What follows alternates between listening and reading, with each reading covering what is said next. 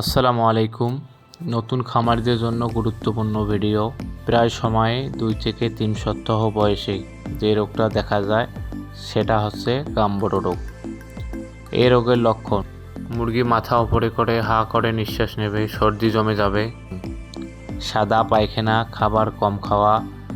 Postmortem করলে দেখবেন মুরগির বডিতে পিনপয়েন্ট হ্যামারেজ, গিজার্ডে পিনপয়েন্ট হ্যামারেজ। সবচেয়ে গুরুত্বপূর্ণ কথা হচ্ছে মুরগির শরীরের যে গুরুত্বপূর্ণ অর্গান বার্সা অফ ফেব্রিস্ট ভাইরাসের সংক্রমণে এটা নষ্ট হয়ে যায়। এটা হচ্ছে মুরগির ইমিউনিটি সিস্টেম, এ কারণে মুরগির মর্টালিটি বেশি হয়। চিকিৎসা: ভাইরাসজনিত রোগের কোনো চিকিৎসা হয় না। সময় মতো ভ্যাকসিন দেওয়াই হচ্ছে সঠিক ব্যবস্থাপনা। সময় মতো ভ্যাকসিন করলে এই রোগটা হয় না।